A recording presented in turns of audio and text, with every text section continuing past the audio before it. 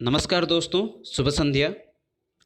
राजस्थान सरकार ने वैदिक शिक्षा समिति नामक एक समिति का गठन किए हैं, जिससे कम से कम 1 लाख से ज़्यादा संस्कृत विद्यार्थियों को नौकरी मिलने की संभावना है। और इसमें सभी प्रदेशों के संस्कृत विद्यार्थियां आवेदन कर सकते हैं। तो चलिए अभी जानते हैं क्या है ये वैदिक शिक्षा समिति और इसमें कैसे सभी प्रदेशों के विद्यार्थियां आवेदन कर सकते हैं। इससे पहले जो लोग हमारे चैनल में नए हैं वो हमारे चैनल को सब्सक्राइब करें। तो अभी देखते हैं, राजस्थान के जो अशोक गहलोत सरकार है वो संस्कृत भाषा के प्रगति के लिए एक ऐतिहासिक फैसला लिए। इससे पहले शायद कोई और सरकार इस तरह फैसला नहीं लिए थे। चाहे उत्तर प्रदेश सरकार हो, उत्तराखंड की सरकार हो या फिर हिमाचल प्रदेश की सरकार हो, इन सभी सरकारों ने संस्कृत भाषा को बढ़ावा देने के लिए उन प्रदेशों में सेकेंड ऑफिशियल लैंग्वेज के रूप में स्वीकार कर चुके हैं।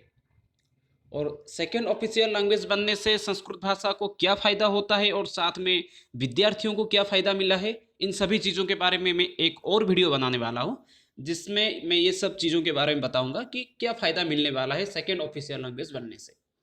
फिलहाल अभी यहाँ पर देखते हैं राजस्थान सरकार ने ऐसी क्या फैसला ले लिया जिससे लाखों संस्कृत विद्यार्थियों को फ़ायदा मिलने वाला है। तो पहली बात यह है कि राजस्थान की सरकार ने संस्कृत भाषा के लिए, सिर्फ एक भाषा के लिए एक मिनिस्ट्री का निर्माण किए है। उन्होंने कुछ ही हफ्ते पहले अपनी सरकार में डॉक्टर सुभाष गर्ग नामक एक व्यक्ति को टेक्निकल और संस्कृत एजुकेशन मिनिस्टर के रूप में नियुक्ति दिए हैं। फिर से बता देता हूँ, डॉक्टर सुभाष गर्ग नामक एक व्यक्ति को department of technical and Sanskrit education minister के रूप में नियुक्ति दिए हैं। इनका काम क्या है? जो तकनीकी क्षेत्र में है, तकनीकों का विकास करने के साथ साथ संस्कृत भाषा के विकास करने के लिए इनको ये पदवी दिया गया है। डॉक्टर सुभाष गर्ग क्या है? कुछ लोगों का मानना है कि डॉक्टर सुभाष गर्ग एक आईएएस ऑफिसर है, या सच में वो आईएएस ऑफिसर थे या नहीं थे, इन सभी चीज़ों के बारे में हम एक और नए वीडियो में डिस्कशन करेंगे। तो अभी जानते हैं इन्होंने क्या ऐसा फैसला ले लिया जिससे लाखों संस्कृत विद्यार्थियों को फायदा मिलने वाला है। तो जैसे इन्होंने अपना मंत्री पद संभाला, जून महीने के 14 तारीख को, मतलब इस वीडियो बनाने से कम 1 हफ्ता या 2 हफ्ता पहले इन्होंने एक ऐतिहासिक फैसला लिए है, जिसमें इन्होंने यही बताए हैं कि Rajasthan government is going to set up वैदिक शिक्षा एंड संस्कार बोर्ड विथ इन 4-5 मंथ। जिसमें इन्होंने यही बताया है कि राजस्थान सरकार एक वैदिक शिक्षा बोर्ड का निर्माण करने जा रहा है, जिसमें जो शिक्षा बोर्ड कम से कम 4 या 5 महीने के अंदर बन जाएगा। मतलब ये जून के महीना है, मैं अभी वीडियो जून महीने में बना रहा हूँ, तो जून महीने से आप 4 या 5 महीना लगा सकते हैं। ये कम से कम अक्टूबर या नवंबर तक ये जो वैदिक शिक्षा समिति बोर्ड बनने की संभावनाएं हैं। और ये कमेटी क्या करेगी? The committee has submitted its report will teach student how Vedic education is linked to science and yoga. उनका कहना यह है कि एक वैदिक शिक्षा कमेटी बनाई जाएगी जो कि कम से कम 4-5 महीने के अंदर वो अपनी रिपोर्ट देगी, जिसमें हम बच्चों को ये पढ़ाएंगे, इस साइंस युग में, इस वैज्ञानिक युग में हम बच्चों को योग, आयुर्वेद, ज्योतिष, इन सभी चीज़ों को हम बच्चों को कैसे पढ़ाएंगे और इससे बच्चों को क्या क्या फ़ायदे मिलने वाला है, इन सभी चीज़ों के बारे में वो एक रिपोर्ट बनाने वाले हैं। और उसके बाद इस वैदिक शिक्षा समिति बोर्ड को राजस्थान के शिक्षा बोर्ड में लागू कर दिया जाएगा। आगे क्या बताते हैं? Through the new board except will impact Vedic education and how it's linked with present day science and yoga. तो सरकार ने, राजस्थान की जो सरकार है, उन्होंने यही महसूस किया कि इस कोरोना के समय में लोग आयुर्वेद, योग, इन सभी चीज़ों के तरफ आकृष्ट हो रहे हैं। तो इन सभी चीज़ों के ऊपर, और इन सभी चीज़ें जैसे कि वैदिक हो, हमारे वेद हो या फिर उपनिषद, पुराण, इन सभी चीज़ों को कैसे विद्यालय शिक्षा में लाया जा सकता है और उस शिक्षा को कैसे हम आगे ले सकते हैं, इन सभी चीज़ों के बारे में वो वैदिक शिक्षा समिति एक रिपोर्ट बनाएगी और उसके बाद नौकरी मिलना शुरू हो जाएगी।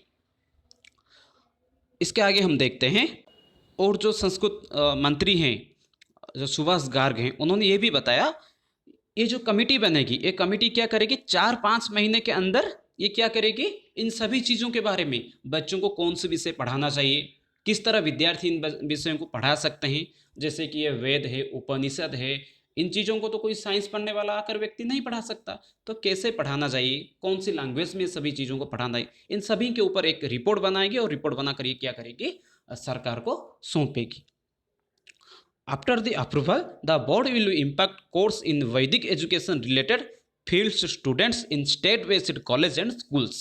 तो यहाँ पर आगे ये भी स्पष्ट हो जाता है कि मंजूरी मिलने के बाद, जैसे ही वो कमेटी क्या करेगी, अपनी रिपोर्ट दे देगी सरकार को देने के बाद जो राज्यों में जो कॉलेज है और स्कूल है, ये जो बोर्ड बन रही है, सिर्फ जो स्टेट कॉलेज है और यूनिवर्सिटी है,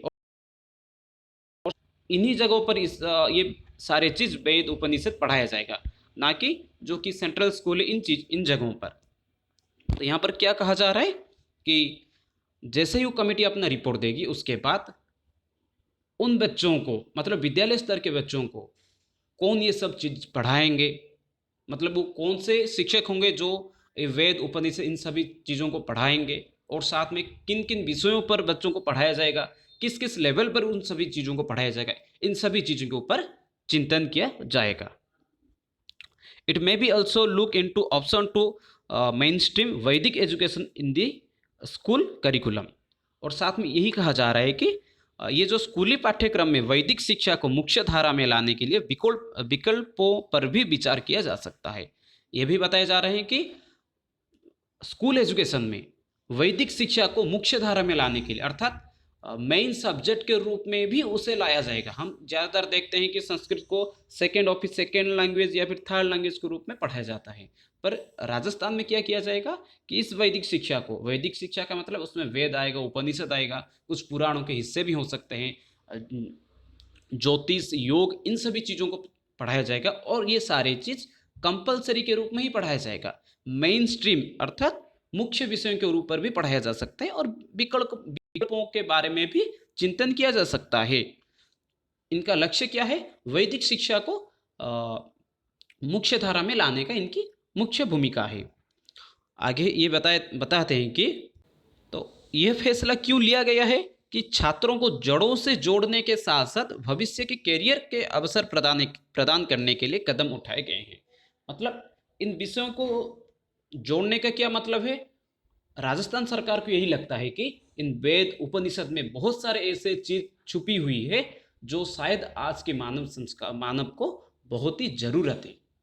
सरकार को यही लगता है कि वेदों में, उपनिषद में आज भी कुछ टेक्नोलॉजी की कुछ चीज छुपा हुआ है, आज भी कुछ ऐसे चीज वहां पर है जो चीज लोगों को जानना चाहिए, बच्चों को जानना चाहिए। इसीलिए वो क्या कर रहे हैं कि भविष्य बच्चों को जड़ों से मतलब मूल ग्रंथ के साथ जोड़ने के साथ साथ उनके एक अच्छी करियर बनाने के लिए भी ये लोग प्रयास कर रहे हैं। आगे देखते हैं, यहाँ पर यह बताया गया है कि सीबीएसई के अलावा स्कूलों के लिए वैदिक बोर्ड की स्थापना करने की केंद्रीय योजना के बीच ये कदम उठाया गया है। मतलब सीबीएसई के स्कूलों पर यह वैदिक शिक्षा बोर्ड लागू नहीं किया जाएगा, बल्कि ये बोर्ड कहाँ पर काम करेगी, ये बोर्ड सिर्फ जो राजस्थान के बोर्ड के अंदर जो कुछ विद्यालय हैं उन विद्यालयों के लिए ही ये बोर्ड काम करेगी, ना कि कोई दूसरे जगह पर। और यहाँ पर एक और रिपोर्ट बताया गया है, जनवरी 2019 में शिक्षा मंत्रालय कौन सी शिक्षा मंत्रालय, राजस्थान की शिक्षा मंत्रालय पहले ही बाबा रामदेव द्वारा संचालित पतंजलि समूह को भारतीय ज्ञान प्रणाली पर एक भारतीय शिक्षा बोर्ड स्थापित करने की अनुमति दे दी थी, जिससे पहले निजी शिक्षा संस्थान बनाया गया था। तो क्षमा करें, यहाँ पर क्या है कि शिक्षा मंत्रालय जनवरी 2019 में क्या किया था कि बाबा रामदेव की जो पतंजलि समूह का है भारतीय ज्ञान प्रणाली, उसको भी अनुमति दे दी थी कि एक बोर्ड बनाने की, जिसमें बच्चों को योग, आयुर्वेद, संस्कृत ये सब चीज़ पढ़ाया जा रहा है, उसको भी अनुमति पहले से ही दे दिया गया था। और इन सभी चीज़ों के बाद जैसे कि उड़ीसा में BSE है, बोर्ड ऑफ सेकेंडरी एजुकेशन, उसी तरह यूपी में भी है, UP board of secondary education, Delhi में भी डीएसएसबी है, और बिल्कुल उन सभी की तरह अभी राजस्थान में एक और शिक्षा बोर्ड बन रही है जिसका नाम है VSSB, वैदिक शिक्षा संस्कार बोर्ड।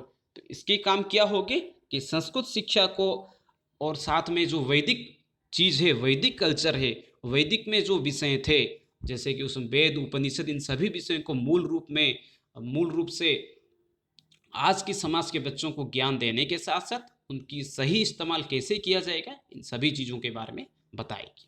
और इसमें नौकरी किन लोगों को मिलने वाली है? जो लोग संस्कृत से रिलेटेड है, जिन लोगों को संस्कृत संभाषण आता है कम से कम। जैसे कि आजकल देखा जा रहा है कि हर जगह पर नई शिक्षा नीति में भी यही कहा गया है, संस्कृत भाषा को संस्कृत भाषा के माध्यम में ही पढ़ाना चाहिए। तो यहाँ पर यही कहा जाता है जो भी बच्चे संस्कृत की पढ़ाई कर रहे हैं, साथ में जो लोग किसी केंद्रीय यूनिवर्सिटी में संस्कृत के अध्ययन कर रहे हैं, तो उनके लिए यहाँ पर बहुत सारे सुविधाएं हैं। साथ में जो लोग दूसरे स्टेट से हैं वो लोग भी यहाँ पर आवेदन कर सकते हैं।